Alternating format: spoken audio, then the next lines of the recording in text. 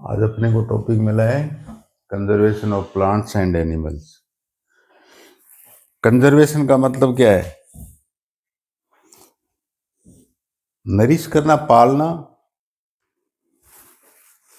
Preserve करना। Conservation preservation थोड़ा बहुत एक सा सही हो जाता है। और किसका कंजर्वेशन करना है आपको? प्लांट्स का करना है, एनिमल्स का करना है? ह्यूमन का तो करना नहीं। ह्यूमन तो खुद अपने आप ही कंजर्वेशन होकर क्या है कि 8 अरब हो रहे हैं, 8 बिलियंस हो रहे हैं। खूब कंजर्वेशन हुआ है ह्यूमन का तो। लेकिन प्लांट्स और एनिमल्स का करना है, प्लांट्स और एनिमल्स का करना है। थोड़ा डिस्टरबेंस हो रहा है।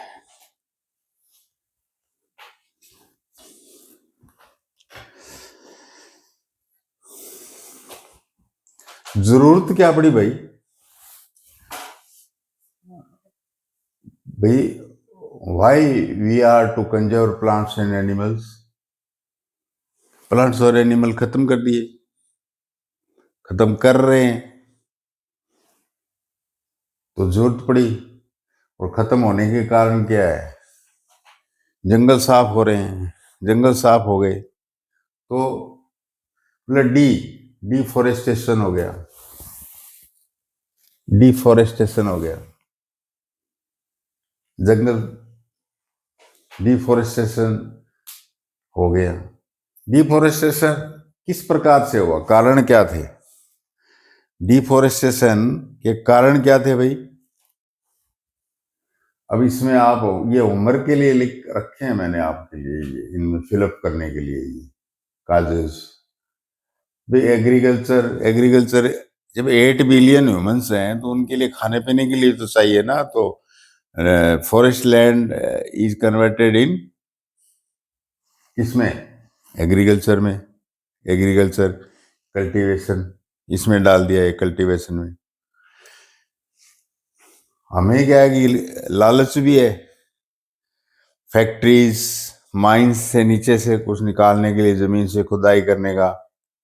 तो हमने क्या है कि इसमें माइंस और फैक्ट्रीज के लिए भी जमीनें जो फॉरेस्ट की वो अपने कब्जे में ले ली, जंगल साफ करके। तीसरे में आप लिखोगे हाउस होल्ड के लिए फर्नीचर चाहिए, वुड चाहिए, लकड़ी चाहिए। कितनी लकड़ी काम में लेते हैं अपने? अभी तो हर घर के अंदर क्या है कि वुडन वर्क, वुडन जो भी है, बेड हैं, सब वुडन वुडन वुडन वुडन। और उसमें लकड़ी की डिजाइन से बेतहा लगाई जाती है। फर्नीचर है ये। पुराने जमाने में जो आदमी रहा करता था तो एक चारपाई रखता था, वो भी किसकी? बेम्बू की बनी हुई। तो इतना वुडन का प्रचलन ही नहीं था, अब ज्यादा हो गया। कागज बनाने के लिए भाई, कागज बनाने के लिए वे लकड़ी चाहिए। तो ये वुड जो है ये इतने काम की फॉरेस्ट के लिए, ये काट काट के अपने अंदर ले आए, अपने यूज ले रहे हैं, तो फॉरेस्ट हो गया। फॉरेस्ट लैंड जो है गायब हो रही है। अच्छा, कई बार क्या आपने सुना फॉरेस्ट फायर? फॉरेस्ट फायर भी, जंगल में आग लग जाती है। अब पिछले साल लगी थी वहां अमेजन के जंगलों में, जिसको कहते हैं 20% of oxygen is evaporated by plants from Amazon forest. और वहां लग गई आग, बुझी नहीं वो फायर, कितनी कोशिश कर ली। तो ये इससे फिर क्या होता है? इससे क्या है, फॉरेस्ट खत्म हो जाते हैं फायर से। ऑस्ट्रेलिया के जंगलों में लगती रहती है, 50 डिग्री टेम्परेचर हो जाता है, थोड़ी हवा लगती है, प्लांट से एक दूसरे से रब करते हैं, चिंगारी, इग्निशन उठ जाता है और वो सूखे पत्तों पे आग लग जाती है। या क्या करते हैं कि आप लोग पिकनिक मनाने गए जंगल में, कैंप फायर लगा लिया आपने, रात को कैंप फायर में किया आपने, वार्म अप किया और किया, फिर बाद में उसको जब वापस रीपैक किया तो उसको जलती ही छोड़िए कैंप फायर को। जंगल में आग लग जाएगी, जंगल नष्ट हो जाएंगे। डिफोरेस्टेशन का कारण बन जाएगा कि आपकी कैंप फायर। तो इस तरह से एक एक एक एक करके आप होमवर्क के रूप में इनके कारण लिख सकते हो, काजेज लिख सकते हो। ये इस तरह से आपका पूरा हो जाता है। Conservation consequences of deforestation. चलो डिफोरेस्टेशन हो गया, क्यों पढ़ रहे हैं अपने कि डिफोरेस्टेशन के परिणाम गंभीर होते हैं, सीरियस होते हैं परिणाम, रिजल्ट।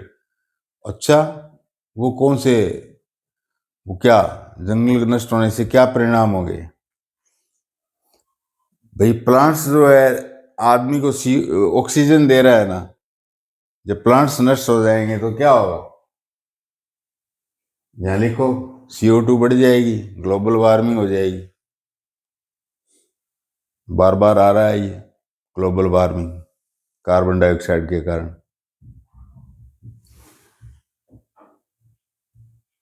जंगल जो है पानी को रोके रखते हैं, उसको रन ऑफ नहीं होने देते, सरफेस रन ऑफ नहीं होने देते। तो वो पानी वहां इकट्ठा होता है तो धीरे धीरे सीपेज होता रहता है नीचे, और ग्राउंड ग्राउंड में चला जाता है तो ग्राउंड वाटर ऊंचा रहता है, पानी वाटर अवेलेबिलिटी रहती है अपने को। लेकिन डिफोरेस्टेशन से क्या होगा? ग्राउंड वाटर नीचे चला जाएगा, ग्राउंड वाटर नीचे चला जाएगा।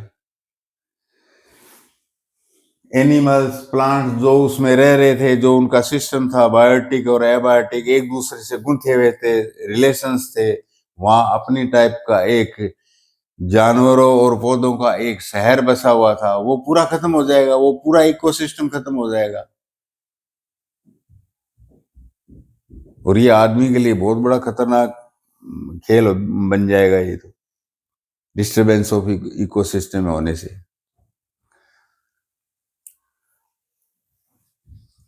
तो जब जंगल साफ हो जाएंगे तो प्रकृति तो माफ करेगी नहीं। एक में आप ये भरिए कि प्रकृति माफ नहीं करेगी, मतलब नेचर जो है कैलेमिटीज लाएगी। Nature will carry calamities to the human beings. क्या? फ्लड, ड्रोट्स, कभी तो बाढ़ आ जाएगी, और कभी क्या होगा? सूखा पड़ा है, ड्रोट्स पड़ा है, खेती नहीं कर सकता आदमी। तो भाई ये कॉन्सिक्वेंसेस होते हैं, और सबसे बड़ा जो कॉन्सिक्वेंसेस होता है फॉरेस्ट खत्म करने से, डिफोरेस्टेशन से, सोयल के ऊपर, इसको मैंने अलग से लिखा है, सोयल प्रोफाइल चेंज हो जाएगी। उसकी जो वाटर होल्डिंग जो सोयल की होती है, वो वाटर होल्डिंग कैपेसिटी खत्म हो जाएगी। क्यों? थोड़ा थिन नहीं रहेगी, महीन नहीं रहेगी वो सोयल, और वो सैंडी हो जाएगी, मोटे जो है ना पार्टिकल्स, वाटर होल्डिंग कैपेसिटी गिर जाएगी, वाटर होल्डिंग कैपेसिटी गिर जाएगी। न्यूट्रिएंट्स और टेक्सचर, जो सोयल का टेक्सचर है, न्यूट्रिएंट्स हैं, वो गड़बड़ा जाएंगे। जो साइकिल चलता है फसल से प्लांट से, न्यूट्रिएंट्स उसमें मिलते हैं, इस तरह के साइकिल पढ़े थे अपने, नाइट्रोजन साइकिल पढ़ा था। इस तरह से नाइट्रोजन मिलती है, नाइट्रोजन वहां से उठाई जाती है, वहां और भी न्यूट्रिएंट्स जो है ऑर्गेनिक को इनऑर्गेनिक में बदला जाता है। ये जो सब चक्कर जो है ये सोयल का खत्म हो जाएगा, न्यूट्रिएंट्स खत्म हो जाएंगे, और टेक्सचर जो है उसका, टेक्सचर का मतलब है वो लोमी है, सैंडी है, क्लेई है, इस तरह की बात जब करते हैं तो अपने टेक्सचर कहते हैं। एलुवियल, नदियों से आई एलुवियल, गंगा के मैदान में मिट्टी, वो सारा टेक्सचर खत्म हो जाएगा और सैंडी हो जाएगी सॉइल। इरोजन, खेती पानी में बह जाएगी, खड्डे हो जाएंगे, पानी जब बाढ़ आएगी, फ्लड आएगी तो इरोजन हो जाएगा सेल का। और ऊपर की जो बताया था ना कि top few centimetres of top layer of soil is beneficial to the plants, ये पढ़ा हुआ अपना। और वो फ्यू सेंटीमीटर जो है पानी के फ्लड के साथ बह के खत्म हो जाएगी। Removal of top layer, final result क्या? इनफर्टिलिटी। हमको जो है ईल्ड, फसल की ईल्ड मिलेगी नहीं उस जमीन से। तो ये सोयल प्रोफाइल भी चेंज हो जाता है। किससे चेंज होता है? डिफोरेस्टेशन से। तो ये कॉजेज से, ये कॉन्सिक्वेंसेज है। ये एक एक एक एक करके आप होमवर्क में अपना फिलअप कर लेना। तो अब इलाज,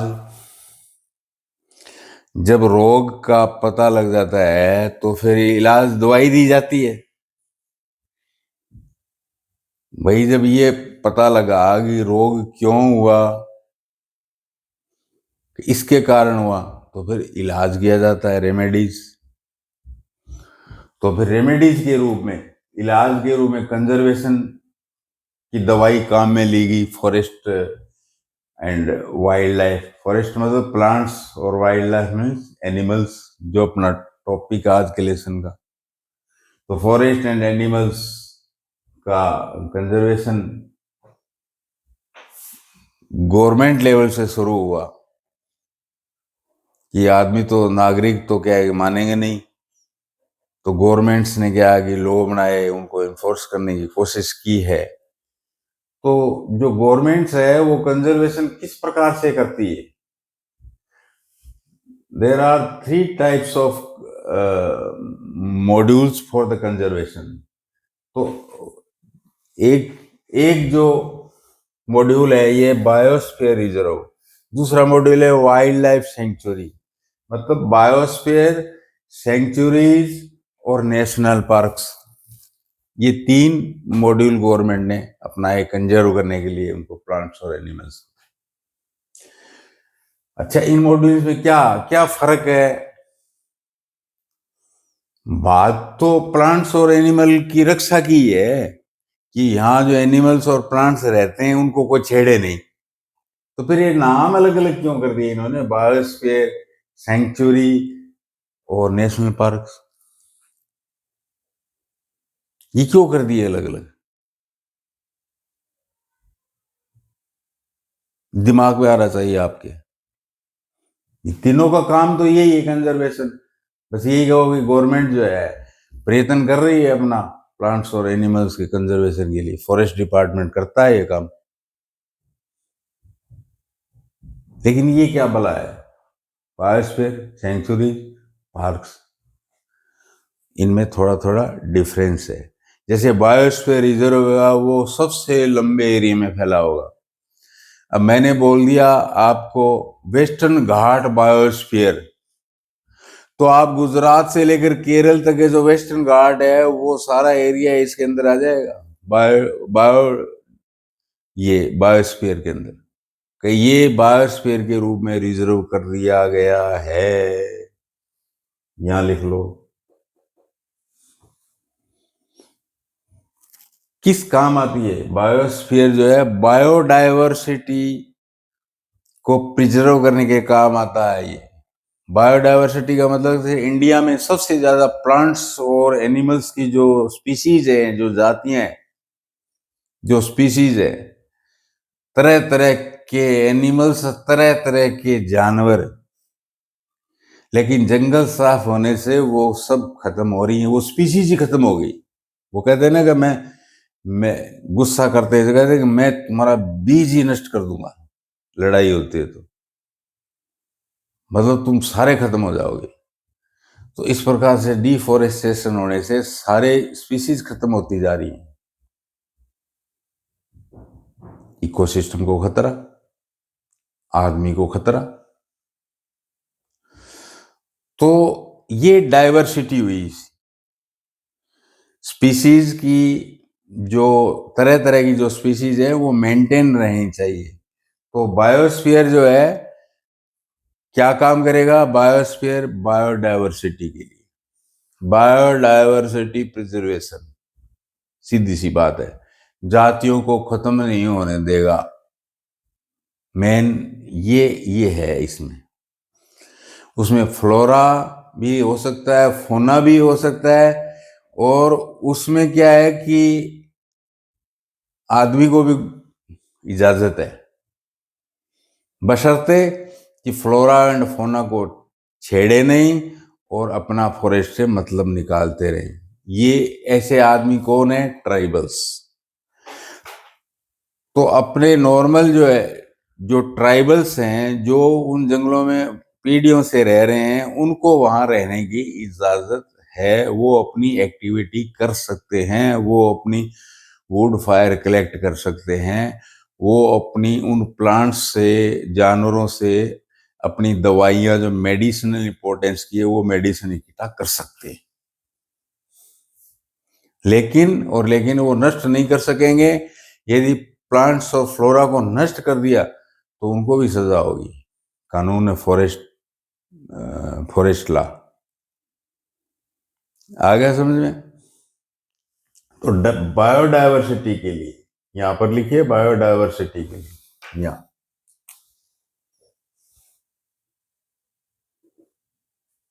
बायोस्फीयर फॉर बायोडायवर्सिटी के लिए। हाँ, ये बड़ा है एरिया में, और ये एरिया में छोटे होते हैं सेंचुरी और नेशनल पार्क। तो क्या है? ए बायोस्फीयर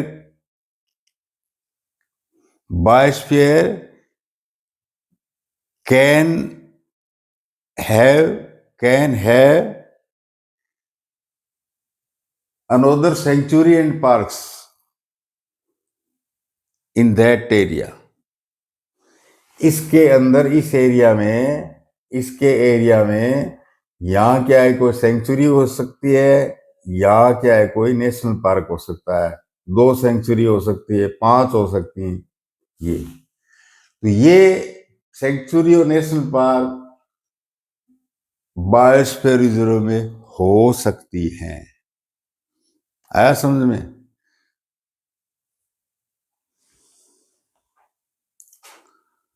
तो आपको इन तीनों में पूछ लेगा कि ह्यूमन किस में रह सकता है।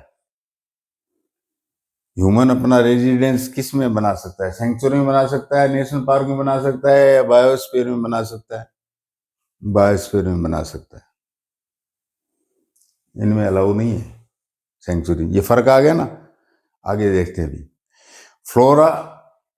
फ्लोरा एंड फौना जो एंडेमिक स्पीसीज है, उनके लिए विशेष तौर से बायोस्फीयर है। मैंने बताया ना, बायोडायवर्सिटी। अब अपने वो endemic, what do you mean endemic? यहां लिखोगे एंडेमिक।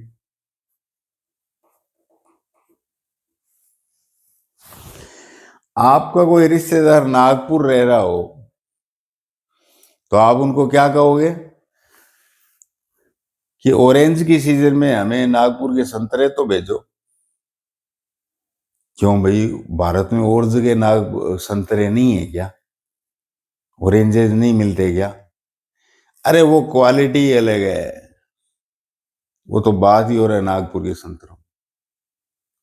मतलब क्या हुआ कि नागपुर के एरिया के अंदर जो ऑरेंजेज है, उसकी वो जो ऑरेंज की स्पीसीज है, वो उस जमीन की तासीर है।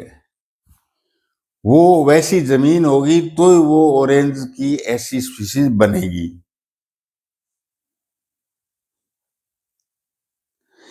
ऐसे ही महाराष्ट्र में एक जगह है, जैसे आम की स्पीसीज बहुत है ना, लंगड़े, चौसा, सफेदा, तोता, कई इस तरह से स्पीसीज बहुत है। लेकिन जो एल्फांजो आम है, एल्फांजो, वो इधर महाराष्ट्र के अंदर एक जगह है, सिर्फ और सिर्फ वहां पैदा होते हैं, उस मिट्टी में पैदा होते हैं एल्फांजो आम। तो इसी प्रकार से क्या है कि अरे ऐसा बंदर तो मैंने वहां देखा, वहां में वही होता है। अब क्या है कि साउथ अफ्रीका के पास मेडागास्कर है। मेडागास्कर के अंदर क्या है कि जो जीव आपको पाए मिलेंगे, जो अमेजन के फॉरेस्ट में जो आपको एनिमल्स, बंदर और सारी स्पीसीज मिलेगी आपको देखने के लिए, जो आप किताबों में पढ़ते हो, सारी मिलेगी, लेकिन अपने इंडिया में तो नहीं मिलेगी। वो वहां मिलेगी, यहां नहीं मिलेगी। इसका मतलब है कि वो उस एरिया के लिए एंडेमिक है, एंडेमिक स्पीसीज है। उसको आप यहां लाकर आप जो है, ये जो अपना ऊंट है, ये डेजर्ट का एंडेमिक है ऊंट, कैमल। और इसको ले जाकर आप क्या लंदन में पालन पोषण करोगे तो वो खत्म हो जाएगा। क्यों? वो वहां का एंडेमिक नहीं है। जो कैमल है वो वहां का एंडेमिक नहीं है, ये एंडेमिक है डेजर्ट का। तो जो एंडेमिक्स है उनको बनाए रखने के लिए जो जहाँ है, ट्राइबल्स भी तो एक प्रकार से एंडेमिक ही है, जो एंशियंट पीरियड से वहां रह रहे हैं। भाई रहो आप, लेकिन नुकसान नहीं पहुंचाना आप प्लांट्स और एनिमल्स को। तो ये एंडेमिक जो species of plants and animal है, कई पूंछ की, लंबी पूंछ की एक जैकल, वो सिर्फ वेस्टर्न घाट्स पे मिलती है और कहीं नहीं मिलेगी। वो मतलब क्या, वो जैकल क्या हो गया, एंडेमिक हो गया। तो बायोस्फीयर आपको समझ में आ गया, एरिया बहुत बड़ा होता है। एंडेंजर्ड जो स्पीसीज है, एंडेंजर्ड जो खत्म होने जा रही है, उन स्पीसीज की रक्षा के लिए बायोस्फीयर बनाए गए हैं, और स्पेशली एंडेमिक स्पीसीज के लिए बनाए जाते हैं बायोस्फीयर। और इनमें आदमी भी रह सकता है कुछ प्रोहिबिशंस के साथ, कुछ प्रतिबंधों के साथ।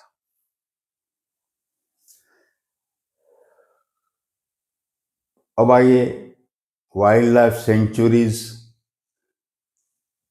मैंने एक अपने क्या हिस्ट्री में पढ़ा था, शायद पार्लियामेंट में, जो लोअर सदन है लोकसभा, उसमें एमपीज की कितनी संख्या दी, 543। तो अभी तक जो है इंडिया में सेंचुरी है 543 है। एरिया कितना कर रखा गया, रखा है इसने लगभग अप्रोक्स 1,20,000 किलोमीटर या स्क्वायर किलोमीटर।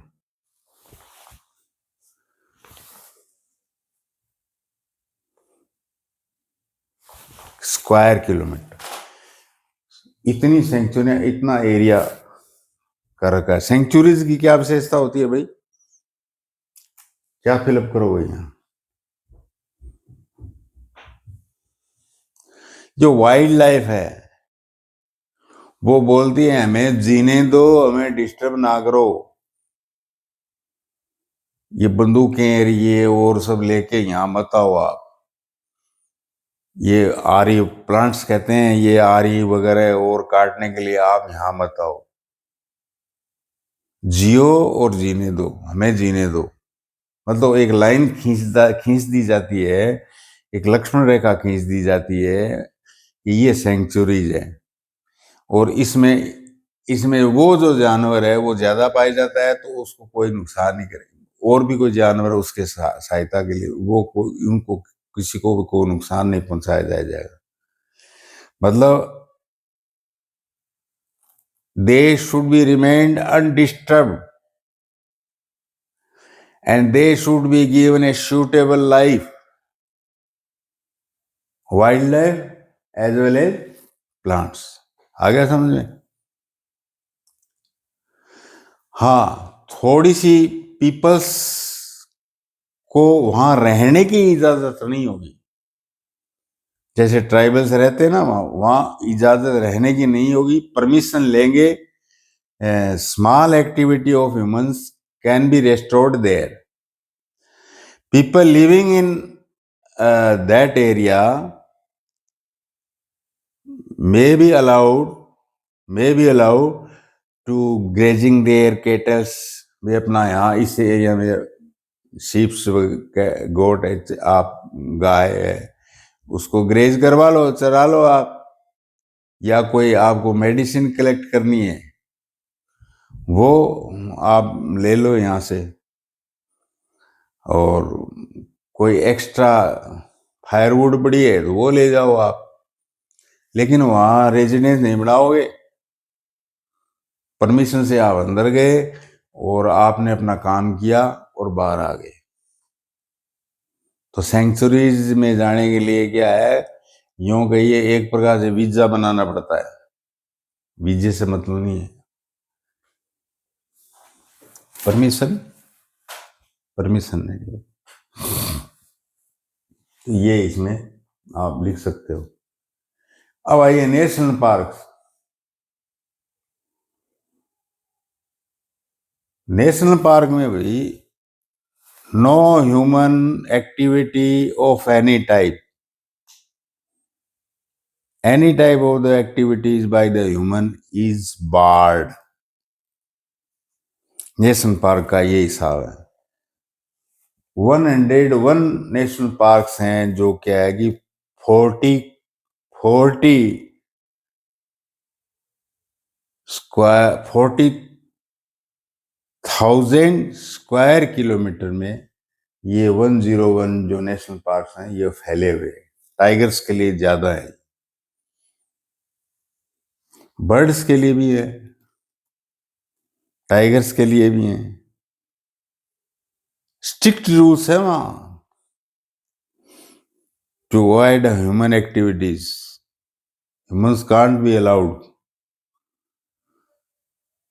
ह्यूमंस को तो क्या है कि कार जीप में सिर्फ और सिर्फ दिन में वो ही फॉरेस्ट वाले ही क्या है कि अपने कार जीप में उनको बैठा के दिखा देते हैं बस, और वापस ले आ देते हैं। ऐसा नहीं कि अपने कैटल्स को आप ग्रेज करवा लो, आप अपने वहां से फायरवुड या मेडिसिनल कोई प्लांट्स है वो ले लें, ये ले लें। नो, आप तो व्हीकल में एक डेफिनेट रूट से उससे आपको घुमा के दिखा देंगे बस। नेशनल पार्क क्योंकि स्ट्रिक्टली प्रोहिबिटेड हो आप to do any activity there. और ये क्या है कि स्पेशली जो है ना, यहाँ तो बायोडायवर्सिटी को कीप रखने के लिए था, यहाँ जो नेशनल पार्क में एंडेंजर्ड स्पीसीज है उनको रखने का। जो पता लग गया कि ये तो सिर्फ और सिर्फ क्या है, इस तरह के 10 बंदर ही रहे हैं, यदि ये मर गए तो सारी स्पीसीज ही खत्म हो जाएगी। इस प्रकार की जो गिलहरी है, इस प्रकार के जो उल्लू है, ये तो 5 ही रहे हैं, ये 100 ही रहे हैं, मतलब एंडेंजर्ड है, खतरे में है वो स्पीसीज। तो उसको बढ़ाने के लिए, उसको स्पेशल व्यवस्था देने के लिए उनके आप यहाँ रिप्रोडक्शन करिए और अपनी जनसंख्या बढ़ाइए, इसके लिए नेशनल पार्क। तो यहाँ टू कीप बायोडायवर्सिटी, उधर क्या है to grow endangered species, to protect endangered species. या और इसमें क्या है कि आदमी गतिविधि कर सकता है थोड़ी, परमिटेड, नेशनल पार्क में नहीं कर सकता। और वाइल्ड लाइफ में, इस बायोस्फीयर में पुराने रह रहे हैं तो रह भी सकता है। इस प्रकार के नॉर्म्स निर्धारित करके गवर्नमेंट जो है प्लांट्स और एनिमल्स का कंजर्वेशन करती रहती है। आया ना समझ में? ये what will happen when we kill snake, lizard और कोई भी एनिमल्स या कोई भी प्लांट्स को कट कर दें, क्या होगा भाई? हम डायरेक्ट और इनडायरेक्ट रूप से नेचर का जो इकोसिस्टम है, फूड चेन है, फूड वेव है, उसको आप खत्म कर रहे हो। आप स्नेक्स को मार दोगे तो फ्रॉग इतने बेतहा हो जाएंगी, कंट्रोल में नहीं आएंगे।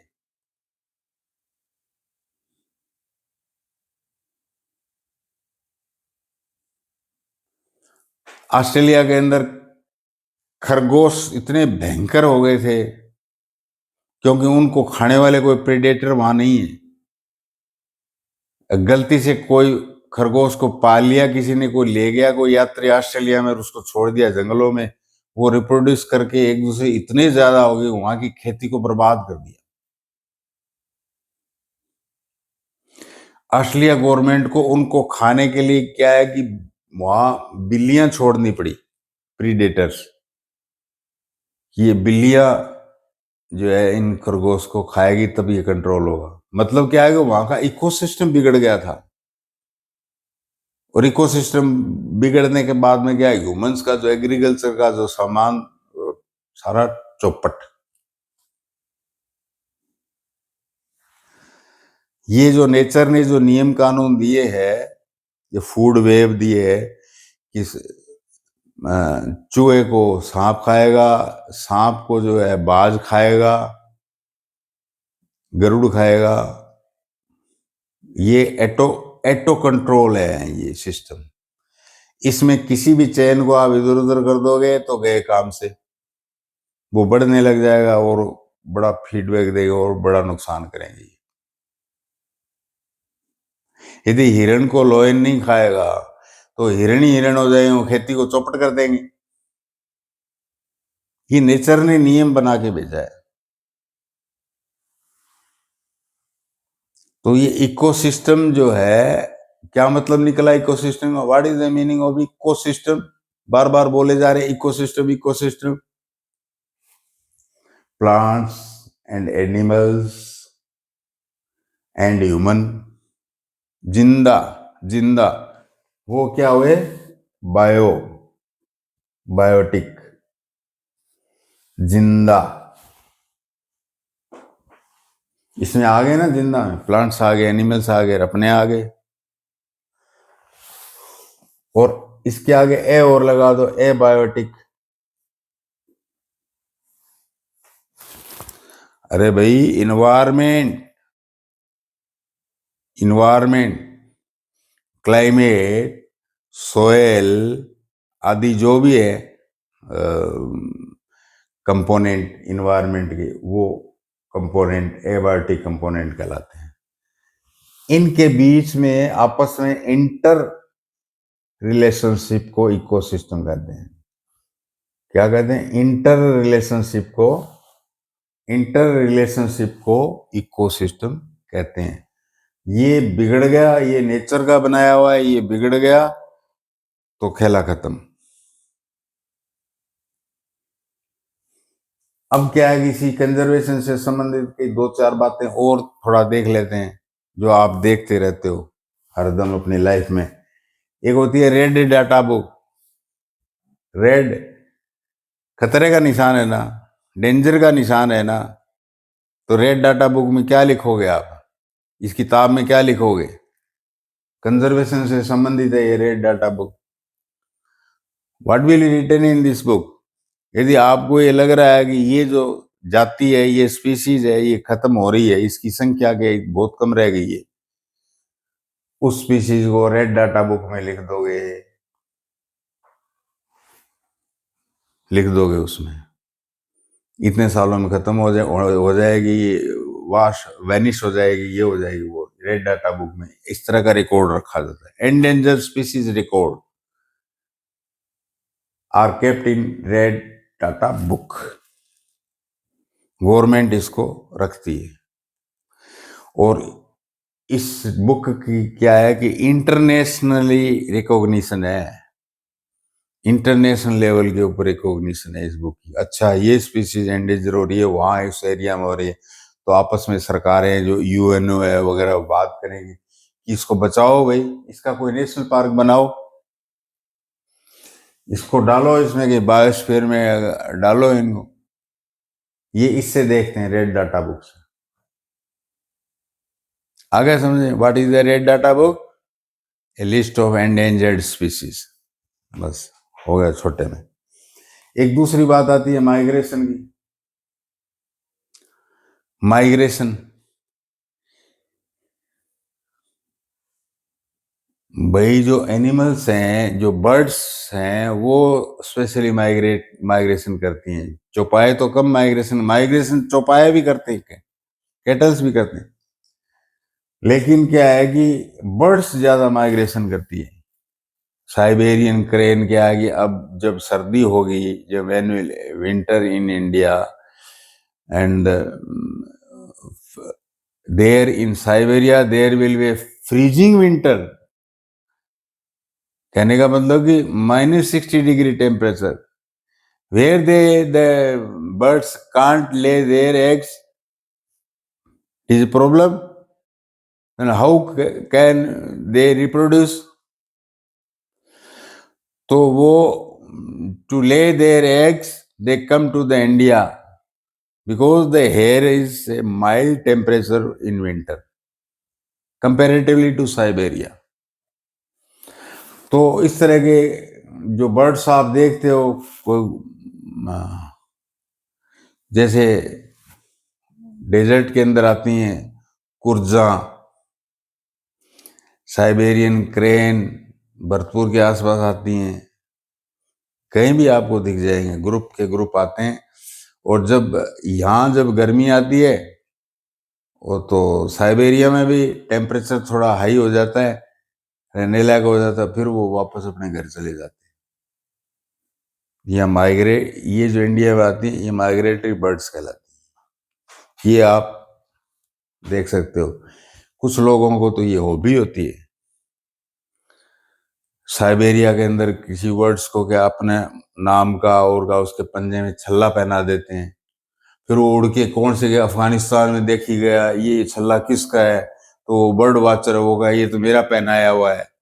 फिर वो इंडिया के अंदर आएगा वो छल्ला लिए उड़ते उड़ते, यहाँ कोई बर्ड वाचर यहाँ इंडिया का है, वो क्या है कि वो डालेगा मोबाइल वगैरह पर, और ये छल्ला किससे संबंधित, ये कौन सी बर्ड है, कहाँ रहती है, ये रहती, वो उधर साइबेरिया से जो बर्ड वाचर है वो चिल्लाएगा ये मेरा पहनाया हुआ है, ऐसे वैसे इस तरह से कांटेक्ट करते रहते हैं। ये भी एक हॉबी है बर्ड वाचिंग। सबसे बड़ा बर्ड वाचर इंडिया का कौन हुआ? सालम अली। सालम अली, वो कहते हैं ना उड़ती चिड़िया के पंख पहचान जाना। ये बर्ड वाचर है ना, ये उड़ती चिड़िया की आंख तक पहचान जाते हैं। ये किधर जाएगी, क्यों जाएगी, क्या करने जाएगी चिड़िया, और ये चिड़िया जो बर्ड्स है ये कहाँ मिलेगी। मैं 1 हफ्ते बाद इसको देखना चाहता हूँ तो बता देंगे कि ये 1 हफ्ते बाद आपको इस पेड़ पर मिलेगी। इनकी हॉबी इस कदर होती है बर्ड वाचर, ये बर्ड वाचर कहलाते हैं। आप भी ये हॉबी रख सकते हो। आपको लेंस कैमरे वगैरह लाने पड़ेंगे ना देखने के लिए, फोटो खींचने के लिए,